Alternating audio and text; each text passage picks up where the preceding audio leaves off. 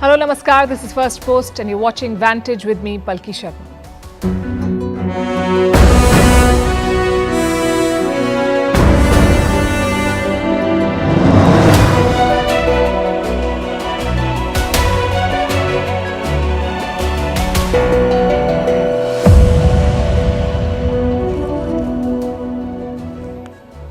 In about 10 days from now, India will host the G20 Summit. Russian President Vladimir Putin has confirmed that he is not coming.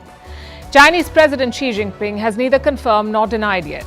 Instead, he's launched a map war on India. China has released a new map claiming Indian territories as Chinese. The claims are not new, but the timing is suspicious. Tonight on Vantage, we analyze China's moves and how India should read them. In neighbouring Pakistan, the soap opera called Politics continues to deliver more drama. A court said Imran Khan could walk out of jail, except he never did. We'll tell you why. China's economy will continue to slow down. New projections bring more bad news for Beijing. Will India's population bring economic growth or challenges? Ratings agency Moody's has released a new report. In Australia, a live worm was found in a woman's brain.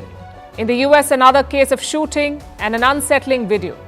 And on National Sports Day, we discuss what will it take for India to become a sporting nation. All this and more coming up. The headlines first. Russian President Putin will not attend Yevgeny Prigozhin's funeral. The Wagner chief was killed in a plane crash last Wednesday. The West says Putin is behind Prigozhin's death. The Kremlin denies it. Prigozhin died 2 months after he staged a failed mutiny against Moscow. The Sudan's army chief travels to Egypt. It's his first trip abroad since war broke out in the month of April. The conflict between the army and the paramilitary has killed thousands. Millions of Sudanese have been forced to flee. In India, the Modi government has cut the price of cooking gas by 200 rupees per cylinder. This move aims to ease pressure from rising costs. It will benefit millions of low-income families. The government says it's a gift from Prime Minister Modi to India's women. It comes ahead of state elections in the country. The real Slim Shady wants Vivek Ramaswamy to stand down. Rapper Eminem has asked the Republican presidential hopeful to stop using his songs. Ramaswamy loves rap and particularly Eminem's music. He had an impromptu performance of Eminem's Lose Yourself at the Iowa State Fair. Novak Djokovic wins his first round match at the US Open. With this, the Serb returns to the world #1 ranking. The 36-year-old has replaced Carlos Alcaraz. Djokovic could not play in the US last year because he was not vaccinated against COVID. He's aiming for a record 24th major. And if you're tired of crying babies on flights, here's some good news for you. Turkish Dutch Corendon Airlines is introducing only adult zones. These zones will be meant for those traveling without children. The flights between Amsterdam and Curacao will begin in November.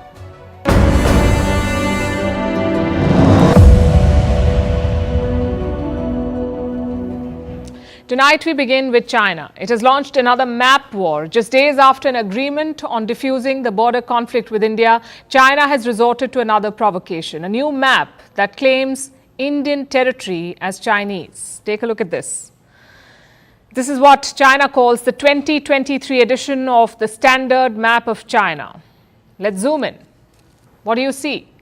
China has claimed 2 Indian territories, Arunachal Pradesh in the east, China calls it South Tibet, and the Aksai Chin region. It is part of Greater Kashmir. Aksai Chin belongs to India, but China illegally occupied it in the 1962 war. Now, Beijing has released a map showing these territories inside China. The fact is, these are not new claims. China has made them before. What is striking in this instance is the timing. Last week, Xi Jinping was at the BRICS Summit in Johannesburg, South Africa. So was Indian Prime Minister Narendra Modi. The two leaders spoke about the border. There was an agreement to de-escalate. China made a commitment to engage in dialogue, and this is how they do it. This new map is China's way of setting the tone for the conversation. This is a way to put pressure on New Delhi, and I come back to the timing. In just a few days from now, India is hosting the G20 Summit. Xi Jinping is supposed to attend. Last we checked, China had not confirmed his attendance, but reports say hotel rooms are being blocked for the Chinese delegation in New Delhi. So preparations are underway. Then what do we make of China's map war? Is it trying to catch India off guard? Is it trying to leverage Xi Jinping's attendance? Is this their way of securing a favorable deal at the border? Well, if that is the Chinese strategy, it is simplistic and disconnected from reality. Because India is no pushover, and Xi Jinping's presence at G20 may not have a bearing on India's position vis-a-vis the border. Also, the border issue goes beyond troop withdrawal or India's focus on Chinese disengagement. India's boundary with China is not well defined. The border is about 4,000 kilometers long. It stretches from Ladakh in the north to Arunachal Pradesh in the east. India and China do not agree on where the boundary should lie, and that's the source of this dispute. It has led to border skirmishes and a war. What is the solution? Define the boundary. But it's easier said than done, because the dragon is a sly customer. It wants to assert its expansive claims. Recently, Beijing has focused more on Arunachal Pradesh, and this too has to do with India's G20 presidency. You see, the Leaders' Summit is this week. In fact, it's happening in about 10 days from now. But over the past few months, India has held more than 100 G20 meetings in different parts of the country, including in Arunachal Pradesh. There was a G20 meeting on science in Arunachal Pradesh. It was a two-day affair. China was invited, but they chose to skip it.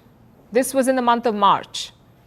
1 month later, in April, Beijing made an announcement. It issued a list of what it called standardized names. 11 places were on this list, all from Arunachal Pradesh and all with Chinese names, including 5 mountain peaks, 2 populated areas, 2 land areas and 2 rivers. One of the towns that China listed was close to Itanagar. That's the capital of Arunachal Pradesh, also the city that hosted the G20 meeting in March. So you get the link. And this is an old Chinese game. They keep releasing these lists with Chinese names for Indian cities and towns. Over the years, such lists have grown longer. In 2017, China's Civilian Affairs Ministry published a list. It renamed 6 places in India. In December 2021, China tried to rename 15 places, and then we have their cartographic aggression, aka map wars. The latest one has been released by the Ministry of Natural Resources in China. It claims not just Indian territory, but also the South China Sea and Taiwan. China is set to release digital versions of these maps too. And what is India's response? Well, what it has always been, that Arunachal Pradesh and Aksai Chin are an inalienable part of India. I have a statement, in fact, from the Ministry of External Affairs in India, and this is what they've said. We have today lodged a strong protest through diplomatic channels with the Chinese side on the so-called 2023 standard map of China that lays claim to India's territory. We reject these claims as they have no basis. Such steps by the Chinese side only complicate the resolution of the boundary question. So India has made its position clear. How will all of this affect the border talks then? That we'll have to wait and see. Remember, in last week's meeting in Johannesburg, India and China had committed to a de-escalation. We don't know if they set a timeline, but we do know that talks have been on. Earlier this month, military commanders from both sides met. It's not taking them anywhere though, because the solution to the standoff is not military, it's political. Border demarcation is the first step, and talks are the way to do it. But is China serious about a meaningful conversation? This new map is the latest example of their duplicity.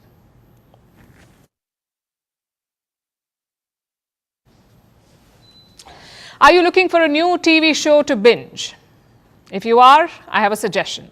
Tune in to Pakistani politics. It's a strange world of drama, power and rivalries. But just a heads up, if you like an unexpected climax, you will be disappointed. Because in this show, there is only one winner, the Pakistani army. Let me recap the latest episode for you. It started around noon today. The Islamabad High Court gave its verdict on Imran Khan's Tosha Khana case, the one involving state gifts, the Tosha Khana case. Remember, he was convicted by a lower court in this case. He was given 3 years in jail. But today, the High Court suspended that sentence. They allowed Imran Khan to walk out of jail. So where is he now? It's been around 7 hours since the verdict. And guess what? Imran Khan is still in jail. That's because he's been rearrested in another case. This one is not linked to corruption. It's about a secret diplomatic cable which was leaked. Let me explain.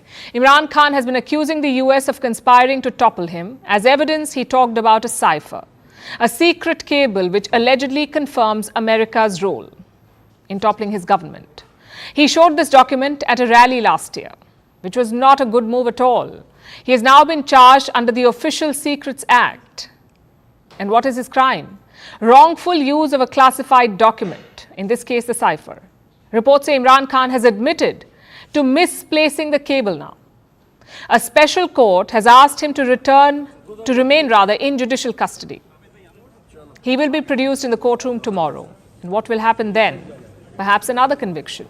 Today's events have confirmed what everyone already knew. The army will not let Imran Khan walk free. If not Tosha Khana, then secret cables. If not secret cables, then one of the 150 other cases against him. So what options does he have? We'll get to that in a bit, but first, some background on what happened today. Imran Khan had appealed his conviction in the Islamabad High Court. Today's verdict does not reverse that. He remains convicted of corruption. He also remains disqualified from contesting elections. So what is different now? His jail time has been suspended. That's what is different. Imran Khan's supporters gathered outside the High Court. They demanded his immediate release. Instead, he was rearrested. His lawyers have planned out a strategy. They're asking for blanket protection from the Supreme Court of Pakistan. Listen to this. Look, if they are going to arrest him in other cases, our strategy is already online. We have filed cases in the High Court and Supreme Court, and we are seeking the court to restrain the prosecution for arresting him in any other case. Hopefully she will be out soon. If they get it, good. But what happens if they don't? You see, the cases against Imran Khan are not about justice. He may be corrupt. But these cases are not about corruption, because let's face it, if corruption was a bar, half of the generals in Pakistan would also be in jail. So these cases are political. They are aimed at pinning down Imran Khan's political career, which means the solution must also be political. Not judicial, but political. Imran Khan will have to strike a deal with the Pakistani army if he wants to walk free. That's the only way he can escape jail. Prime ministers before him have done the same. They have lived in exile. Some have retired from politics. If Imran Khan agrees to this, he may get some relief. If not, his chances look bad.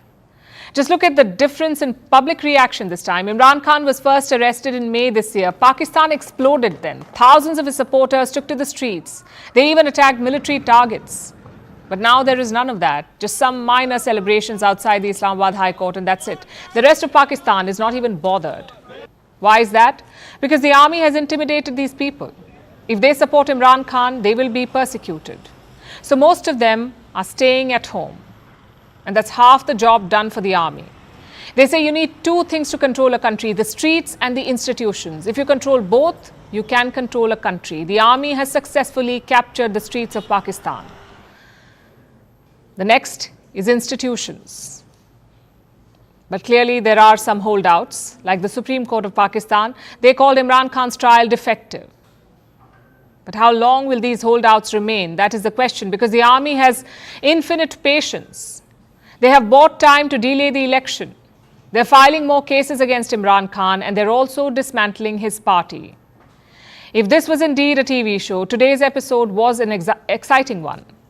The writers in Rawalpindi deserve all the praise. And speaking of stories, Xi Jinping has been trying to script China's story and by extension his own.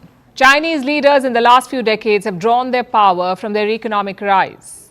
In 2018, President Xi said this about China's economy, and I'm quoting, "The Chinese economy is not a pond, but an ocean. The ocean may have its calm days, but big winds and storms are only to be expected. Without them, the ocean wouldn't be what it is. Big winds and storms may upset a pond, but never an ocean."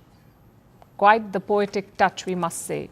But these days, he doesn't wax eloquent about the economy. In fact, the Chinese president hardly touches this topic because there's bad news on every front. Growth is slowing, consumer demand is down, exports are sluggish, and 1 in 5 young Chinese are out of work. These are serious problems, and they look like they're here to stay. Experts have slashed China's growth estimates.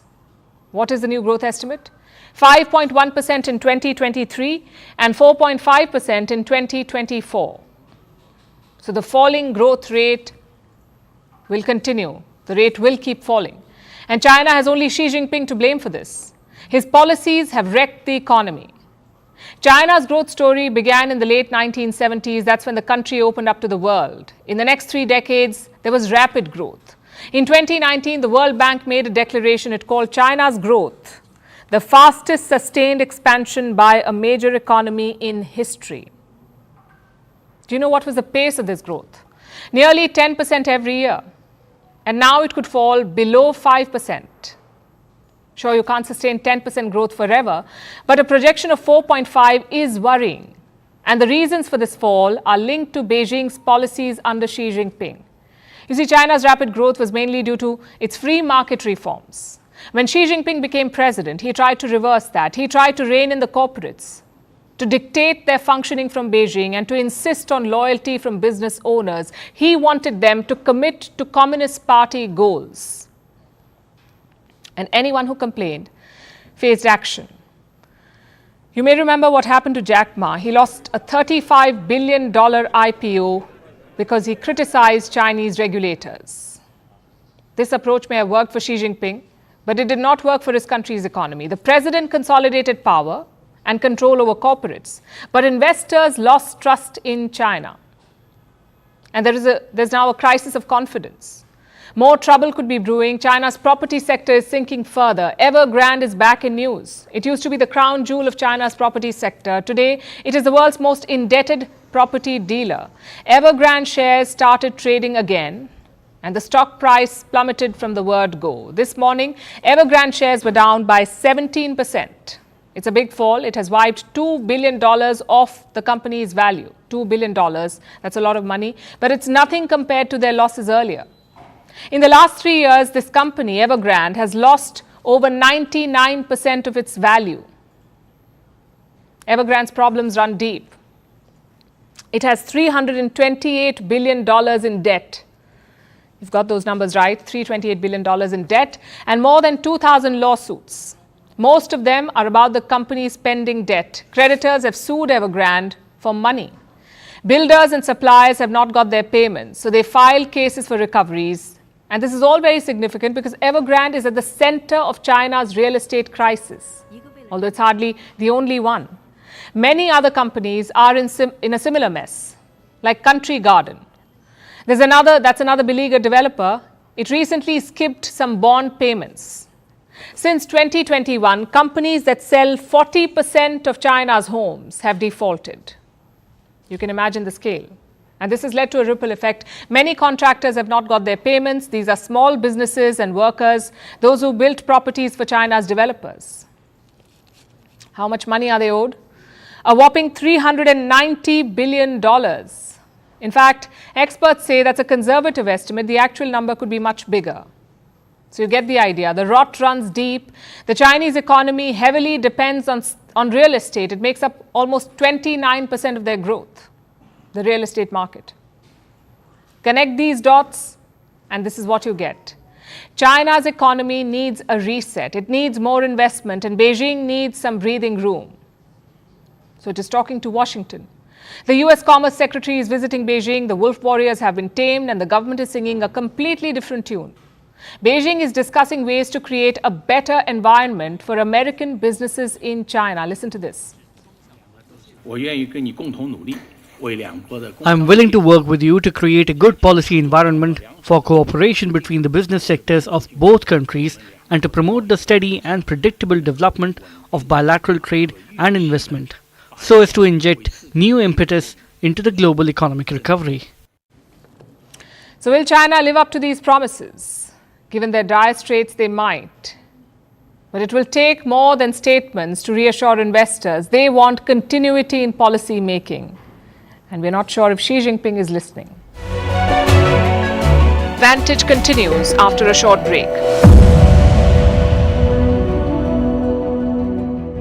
Brands do it. One is the facade that you put, and then you take the facade off to appease the people.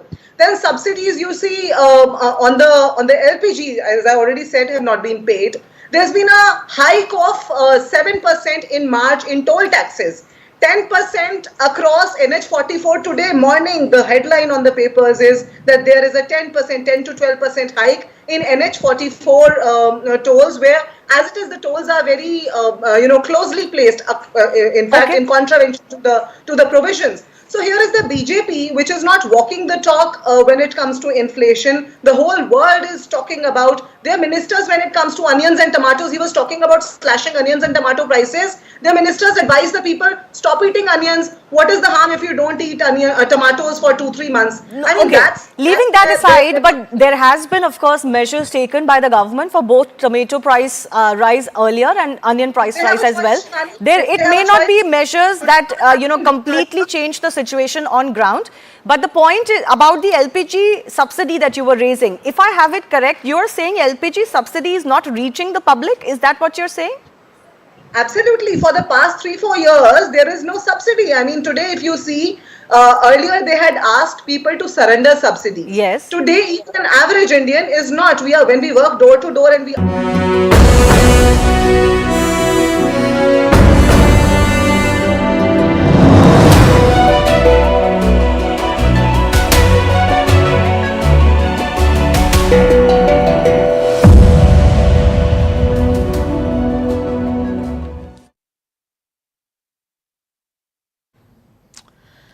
The great G20 mystery has been solved. Vladimir Putin will not be attending the Leaders' Summit. We've been hearing this question for a long time. Will the Russian president visit New Delhi for the G20? Will he risk a face-off, or a face-to-face rather, with Western leaders? Turns out he won't. Putin called up Prime Minister Modi on Monday, and he said his foreign minister would represent Russia at the G20. I guess it was coming. Putin had skipped the G20 last year in Bali as well. He also skipped the BRICS summit in Johannesburg. So Putin coming was a long shot. How did Prime Minister Modi take it? He expressed his understanding for Putin's decision. He also thanked him for Russia's support to India's G20 plans. Now, in diplomacy, certain words are overused, like understanding or time-tested. Leaders use it to describe most relationships. But in reality, they're applicable to very few. And the India-Russia relationship is one of them.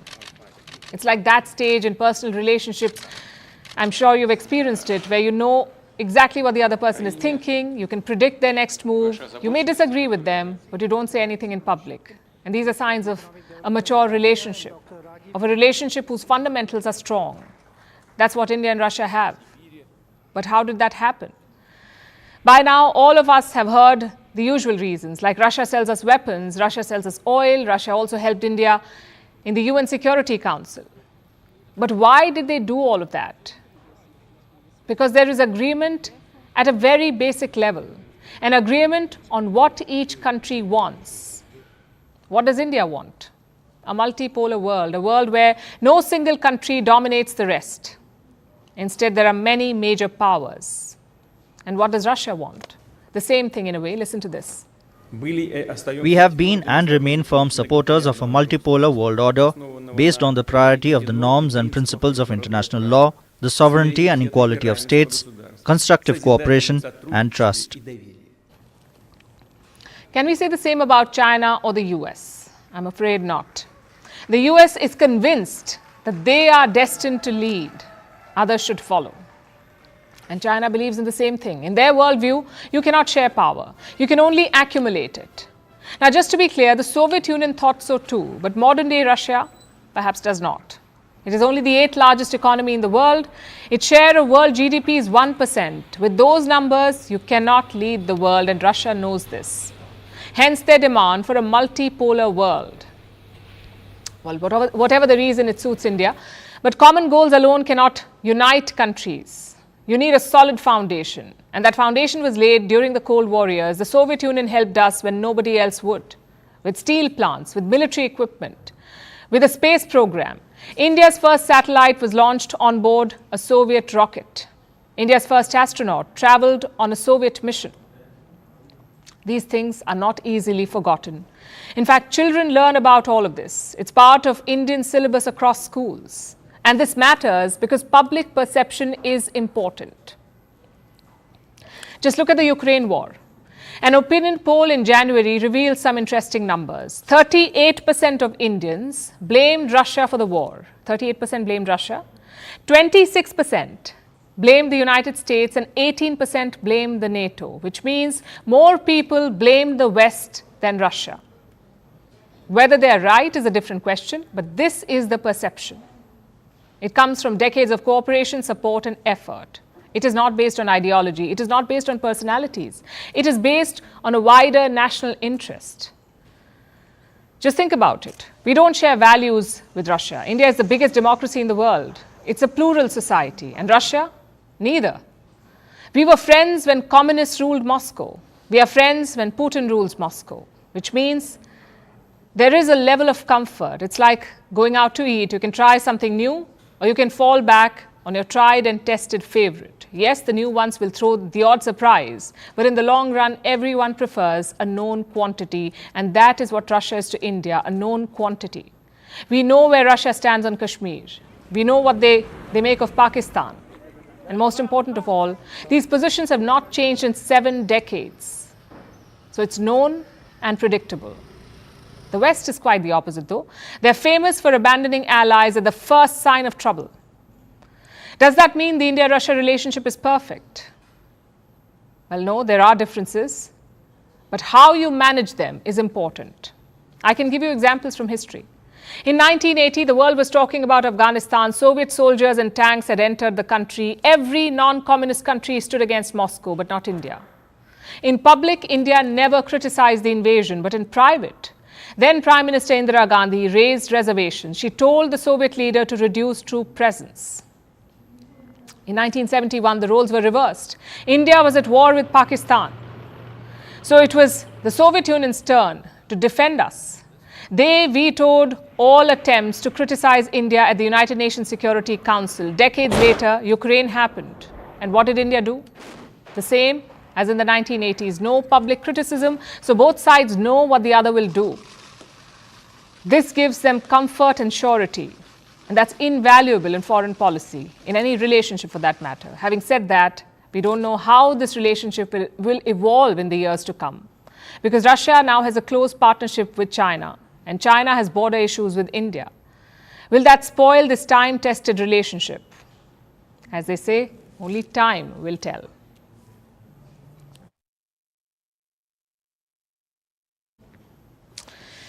After wormy politics, let's talk about actual worms. One of them has just made history, a worm, and not in a good way. In a world first, scientists have found a worm inside a woman's brain. Not making this up. It's 8 centimeters long. It was found alive and wriggling. Doctors unexpectedly pulled it out during surgery. The woman had been complaining of stomach pain, depression, and forgetfulness.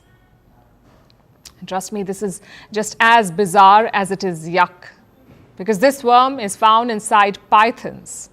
So how did it get inside a human? And should we be scared? Our next report tells you. Few beings love humans like worms do. Not to sound too self-important, but as wormy as they are, worms are actually obsessed with us. They go where humans go, and lately, they've been on the move. It's making people nervous, as it should. The far north has been wormless since the last ice age. But now they are taking over that territory. Human-caused climate change is raising temperatures, thawing the permafrost, and worms are gaining foothold in the frosty region. Obviously, without any feet. But that isn't the only feat they have achieved lately. A worm has just made history, except for seriously gross reasons. And it will probably sound like your worst nightmare, but it's as real as it gets. Doctors have found a live worm inside an Australian woman's brain. She is 64 years old. Since 2021, she had been visiting the hospital regularly for varied symptoms. She has dealt with pneumonia, stomach pains, fever, and night sweats. Despite treatment, she didn't get better. Nothing worked. as of last year, things only got much worse. She was now showing signs of depression and forgetfulness too. So she got a brain surgery done. And doctors never expected to find what they did. They pulled out an 8-centimeter long, bright red worm from her brain. The parasite was happily wriggling about. But if you think this is shocking, wait for the worst part. This worm is found in snakes, especially pythons, not humans. This is the first time a worm has been found in a human brain. So if the worm is usually present in snakes, how did it get inside the woman? Doctors aren't sure, but they have a theory. The woman lives near a lake where snakes are plentiful. Maybe a snake laid eggs or defecated on native grass near the lake. This grass is called warrigal greens. It's quite popular in Australia. So maybe the woman cooked and ate it, and unknowingly became a host for this parasite. The woman is currently being treated in the hospital. No human has ever been diagnosed with this parasitic infection before, so there is no sure shot treatment. For now, the doctors are experimenting with medication. But is it a sign of things to come? Thanks to climate change, our ecosystem is under threat. Animals, birds and insects are losing their habitats. On top of that, human population is encroaching on their homes. So animals that were formerly found only in the wild are now moving into human populations. Look at the cases of bear attacks in Japanese villages, or crocodiles spotted roaming India's streets. It may make for viral videos, but this is a grave issue. The fine line separating animals and humans is thinning. And the results are in front of us. We saw it with the Nipah virus. It went from wild bats to domestic pigs to people. We saw it with the Wuhan virus. It jumped from bats to possibly a second animal and then to humans. And the consequences turned our world upside down. In the last 30 years, 30 new types of infections have been reported. 75% of them are zoonotic, meaning they are transmitted by animals to humans. So this worm inside someone's brain is nightmarish. But what it should be is a wake-up call.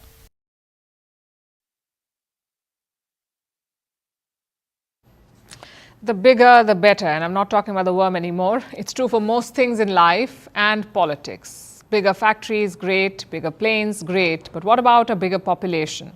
Well, that depends. It depends on the quality of that big population. That is a message for India from ratings agency Moody's. They have published a new report. It talks about India's demographic challenges. Let me quote from what they've said. The availability and scale of labor inputs alone will not drive better fiscal outcomes. Other conditions such as strong education and quality infrastructure are also key to reaping the benefits. That's what Moody's is saying, and it's not saying anything new. Population has always been linked to economic growth. A young and skilled population pushes the economy up. An old and unskilled one pulls it down. It's either a demographic dividend or a demographic bomb. So which one is India?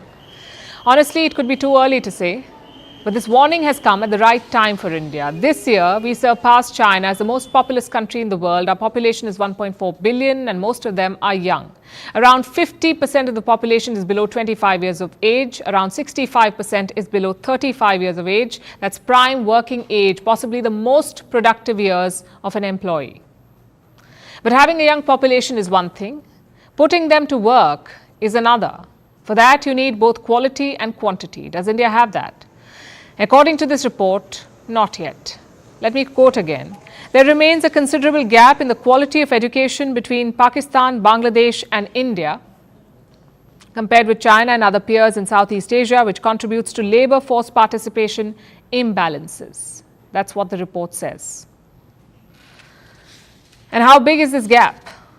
Reports say India's elementary school education is 20 years behind China. That is a big gap. India's literacy rate is around 74%. China is at 97%. And this gap persists across all levels of education, elementary, high school and colleges. And the comparison with China is important. It's the only country that matches India in demography. Also, both had a similar starting point, the late 1940s. But there is a key difference. China's population has already peaked. The highest point was in 2022. From now on, China's population is expected to shrink. It is aging and leaving the workforce. India's case is the opposite. We did not have draconian one-child policy, so India's population will have to peak organically. And when will that happen? By 2064, according to the United Nations. By then, India's population could be 1.7 billion. That's a lot of people. The key is to give them a good education and jobs. And the type of jobs matters.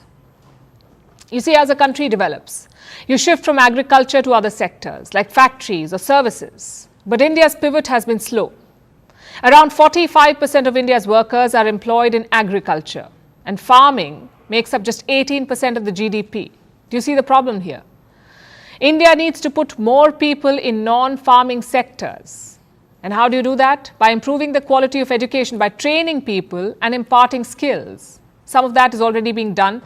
For instance, the government says around 50 million people have been skilled under various programs like the Skill India Mission. 50 million. But the target was 400 million. It tells you how big the challenge is.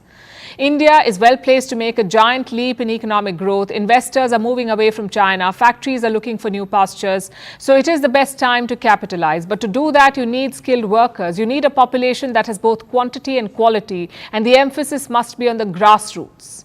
India's elite colleges have always been the gold standard. What we lack is primary education. Consider this.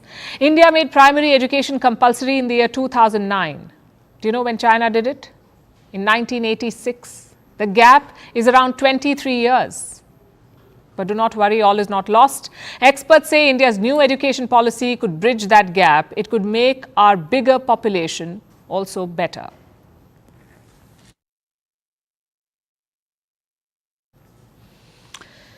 In the US, another shooting has taken place. It's become so common and regular, it hardly feels like news, but it is. And the pictures are telling. The shooting happened at the University of North Carolina at Chapel Hill, one of the oldest public universities in the United States, now the latest to make news for gun terror. America is infamous for it, and for its absurd stance that gun sales are more important than human lives. Now, a video has emerged of the students on this campus. They were seen jumping out of windows to get to safety, and their peers were hunkering down using their active shooter situation training. And that's what makes this so surreal and disturbing. The US refuses to address gun terror. It trains students to protect themselves in the event of an attack. But it won't take one basic step to prevent the said attack. That's banning guns. Here's our report.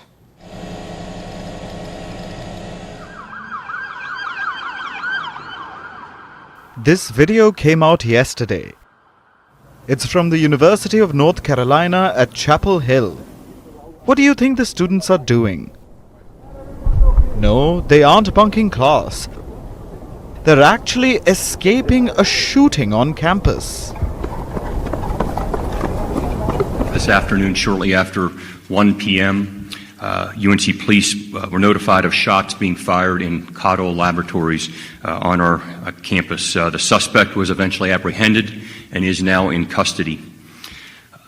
I'm grieved to report that one of our faculty members was killed in this shooting. This loss is devastating, and the shooting damages the trust and safety that we so often take for granted in our campus community. The identity of the shooter and the victim haven't been made public. But campus police released this image of the suspect before he was caught. No details have been given about the weapon he used. The police are also looking for motive. So at first we thought it was like maybe a drill or something. It took us a while to realize how serious it was, and you could feel in the room, like, the more and more we realized how real it was. Like, we went from sitting there on our social media to barricading doors. It was kind of unexpected. We were in genome sciences over there, and we were just in the middle of our astronomy class, and the projector on the screen just came up with like the Alert Carolina message that was like, there's an armed and dangerous man on campus or something like that. And we just went through the lecture like normal for a little bit, and then we kind of realized it was a pretty serious situation. So I think we'd locked the doors pretty quickly, and we were just kind of like hunkering down, just like sitting in there waiting for more information. An alert had reportedly gone out after the first shots were heard. Some students barricaded themselves in classrooms. Others stayed in their dorms. A curfew was in place while the shooter was loose. The curfew was lifted 3 hours after the initial alert. The shooter had been caught, reportedly in an area about 10 minutes away from campus. The incident was resolved in a few hours. But that isn't the story. The story is how gun violence continues to terrorize American campuses, and Washington's inability or unwillingness to fight it. Instead, American schools and colleges are training students in what to do during a campus shooting. In US schools, there are shooter drills. The rest of the world usually just has drills for fires and other emergencies. But American children apparently need to get used to shooters as well. The list of gun terror incidents in educational institutions is a long one. In 2017, 33 people died in the Virginia Tech shooting. 2012, Sandy Hook Elementary saw 28 murdered. Last year, 22 were killed in Uvalde, Texas. Earlier this year, 4 people, including the shooter, died at the Michigan State University. The list is morbid and ever-growing. Guns have become the leading cause of death for children in the US. And instead of stopping this, instead of preventing gun violence, America's solution is apparently to teach students to hide behind desks and pray. But what happens when a child panics and forgets to follow the active shooter protocol? Would you blame them? Or America's unhinged gun culture and those watching silently in the corridors of power? Together, we must love. Changes need to start with us. And now let's turn our attention to Northeast Africa. As any history buff will know, one of the great ancient civilizations was based in Egypt along the river Nile. The Nile is considered the world's longest river, and its waters nurtured the people who built the pyramids. Even today, the river is essential for modern-day Egypt. But Egypt says that its crucial water supply is in danger, and it's blaming Ethiopia for this. Why is that? Because Ethiopia has built a giant dam along the Nile, the Grand Ethiopian Renaissance Dam. When completed, it will be the largest in Africa, and Egypt is afraid that the dam will hurt its water security. For years, it has tried to get Ethiopia to sign a water-sharing treaty to secure access to the Nile's waters. Egypt tried again this week, but the talks failed, and the tensions are only rising. Here's a report. The River Nile has historically been considered the world's longest river. It's also one of the mightiest, supplying water to a host of nations. All these countries you see come in the Nile's drainage basin. They depend on the river for water. Drinking water, water for farming, for hydroelectric power, you name it. The river brings water from Africa's Great Lakes to the arid nations of Northeast Africa. And so it breathes life to the parched lands. When it comes to the Nile, perhaps no country is as dependent on its waters as Egypt. The Nile cuts across the Sahara Desert in Egypt and allows agriculture to flourish in the country.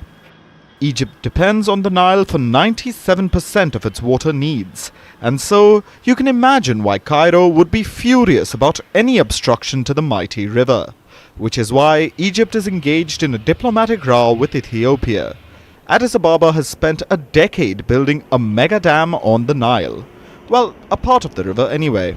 You see, the Nile has many tributaries, smaller rivers that join together to make the Nile what it is. They don't have the most unique names. There's the White Nile, Blue Nile, Red Nile and Yellow Nile. 2 major tributaries are the White and Blue Nile.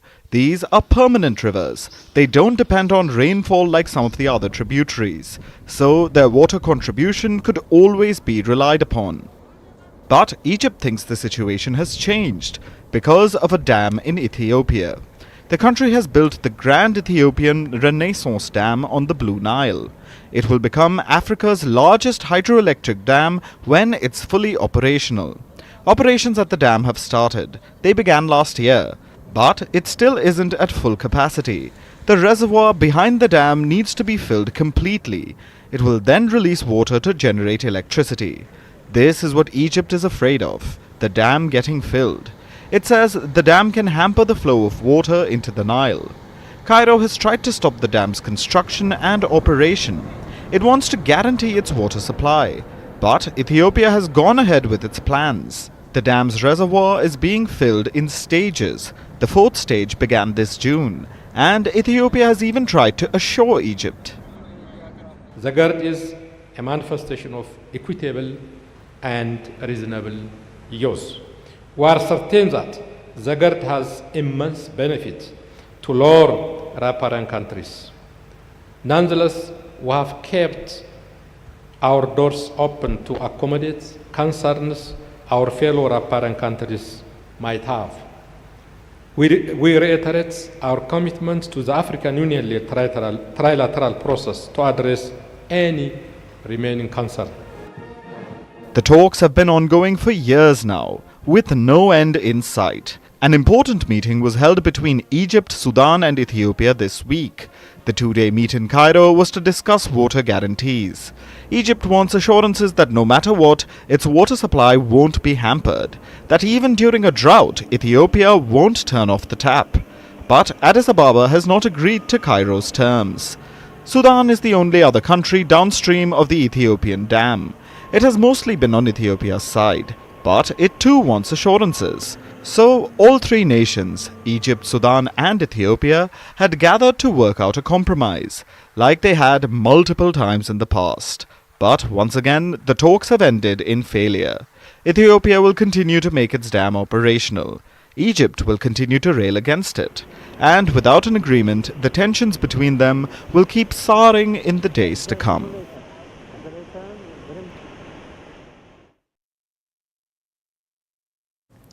This day wouldn't be complete without talking about sports. They say sports without heroes is like religion without God. And they're right. Be it Muhammad Ali in boxing or Ayrton Senna in Formula One racing, the world needs its sporting heroes. For many, India's hockey wizard is one such legend. I'm talking about Dhyan Chand, one of the greatest field hockey players. In a country where cricket is practically a religion, Dhyan Chand had Indians watching his silky stick work with bated breath. Trust me, this is rare. With 3 successive Olympic gold medals, Dhyan Chand symbolized the aspirations of a newly independent India. And now his birthday is celebrated across the country as National Sports Day on August 29th. This year it feels extra special, as the world is lauding India's recent sporting achievements. On Sunday, javelin sensation Neeraj Chopra won a gold medal at the World Athletics Championships. Last week, chess prodigy R. Pragnananda created history at the World Cup. He won a silver. H.S. Pranoy defeated world number 1 at the Badminton World Championships. He won a bronze. So we have a medal trifecta for India in a matter of weeks. These are extraordinary achievements. But they also make us stop and wonder, why are such achievements so rare? India has seen a gradual shift in the sports ecosystem. It has been positive, with success in wide-ranging sporting events, like the 2020 Tokyo Olympics and the recent ICC Women's Cricket World Cup. New aspirants are shining in weightlifting, boxing and wrestling. There is a new crop of brilliant young chess players too. New leagues are being formed. There's one for arm wrestling even. Government initiatives like Khelo India and Fit India have given sports a push. Many youngsters have a new platform now, but the progress is very slow. In the 1996 Olympics, Leander Paes won a bronze medal. He became the first Indian to win an Olympic medal in tennis. But today, no Indian stands in the top 100 rankings of men's singles tennis. What about Olympic goals? In 2008, Abhinav Bindra won it in shooting. He scripted history. He became the first Indian to win an individual Olympic gold. Then for a decade, India saw none. In 2020, Neeraj Chopra won an Olympic gold in javelin. At this rate, it will take decades before India becomes a sporting nation. Today, countries like the US, Russia and China dominate sports. The US has won the highest number of Olympic medals, more than 2,600, followed by the Soviet Union's over 1,000 medals. Then come the UK and Germany with more than 900 medals. And how many medals does India have? Only 35. And don't get me wrong, India is extremely proud of its wins, its 35 medals. But we can't ignore the fact that in a country of 1.4 billion people, we have managed only a handful of star athletes. Why is that? India is proud of its sporting icons and medals, but this pride tends to set in only after someone makes it big. Where is this pride when children go out to play? How many are encouraged to pursue sports? More often than not, sports is viewed as a distraction. Tonight, we want to make a case against this. Here's why you should encourage your child to take up a sport. It does wonders for character building. It benefits both the body and the mind. In fact, juggling both sports and studies benefits performance in both. It keeps a student motivated, stimulates her intellectually, and relieves stress. Sport also teaches you how to deal with setbacks. It shows you that cuts and bruises are part of the game, just as they are a part of life. Sport teaches teamwork and builds mental fitness. It is also a great tool for unifying people. It can make people come together in great numbers. It fosters enjoyment. Sports offers formative and lifelong lessons. Athletes tend to have more self-confidence and self-respect. They show more leadership skills. Studies have shown all of this. They say people who played in high school tend to get better jobs and better pay. Whichever way you look at it, prioritizing sport is a winning strategy. Yet, it sees a large number of dropouts, especially among girls. According to a survey, 43% of girls who once considered themselves sporty disengage from sport at secondary school age the world over. 43%.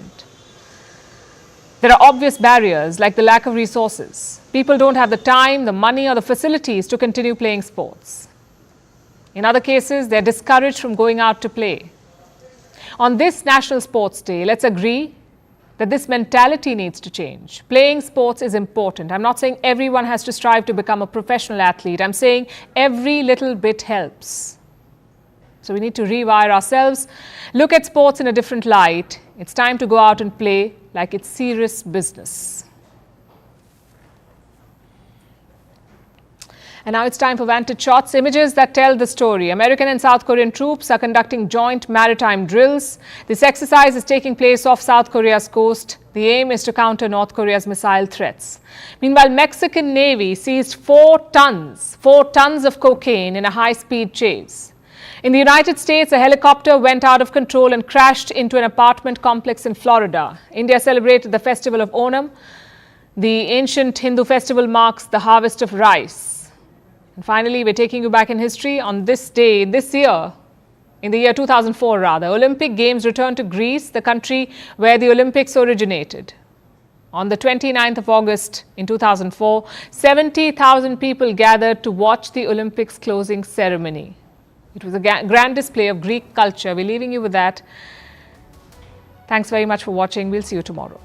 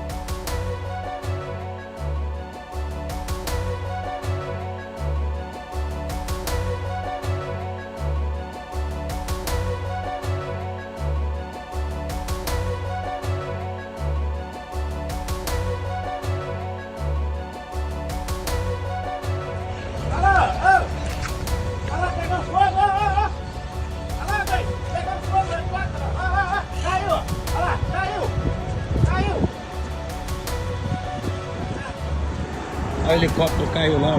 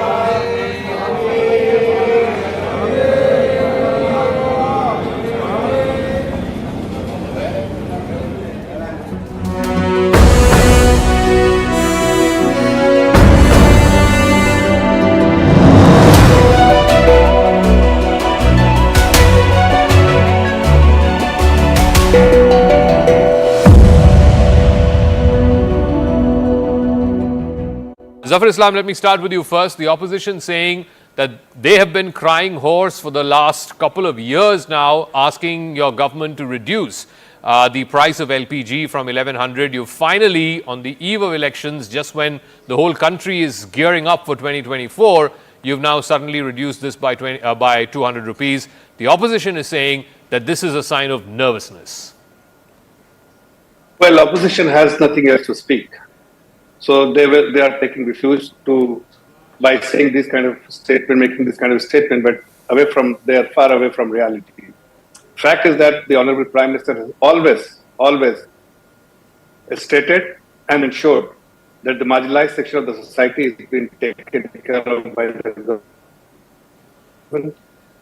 All the welfare schemes is being run to ensure that the beneficiaries are the government, must get the support from the government, and that is something in every policy decision of the government. Today's decision, what the Honorable Prime Minister has taken, keeping in view of the sudden spike in the inflation purely because of the vegetable prices have gone up, the prices of rice have gone up, and prices of spices have gone up. So he has taken a policy decision on rice.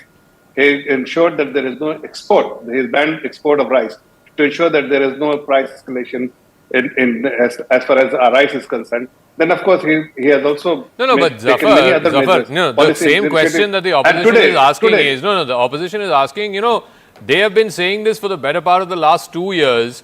The international oil prices have fallen. They are right now about $80 a barrel or so.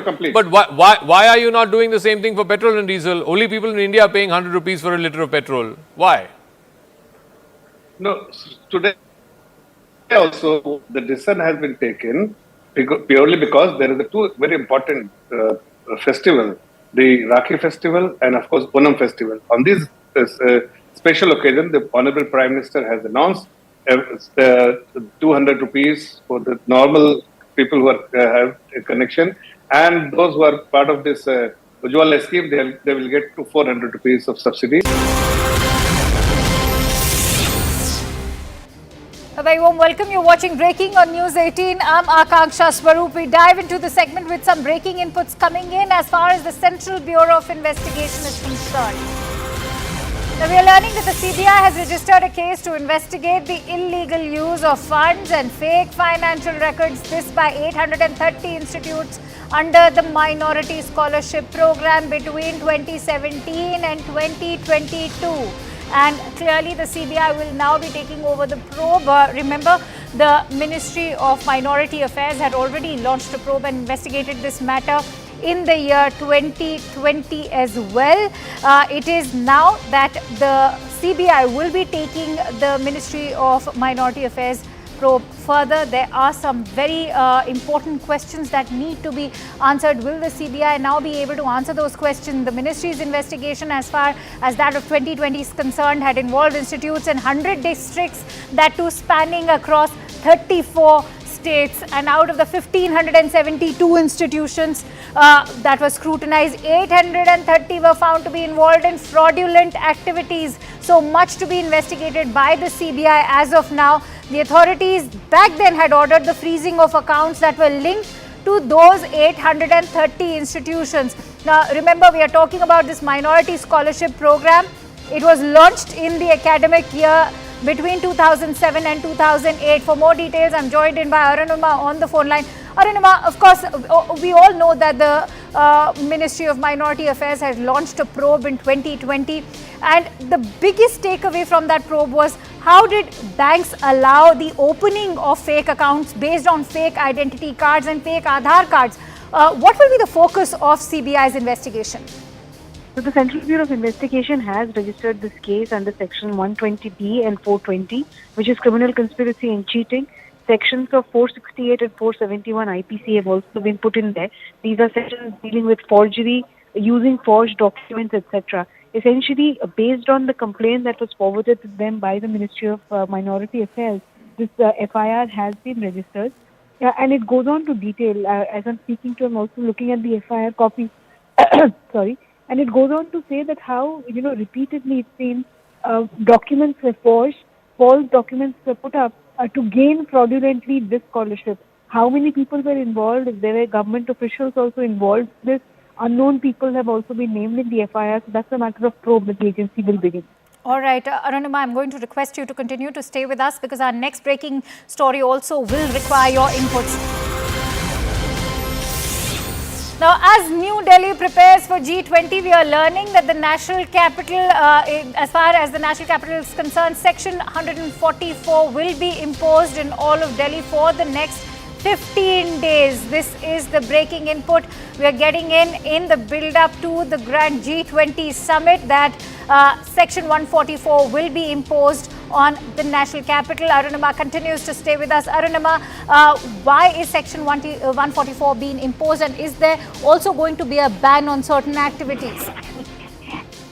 What has been said by Delhi Police Commissioner Sanjay Arora in this notification is that it has been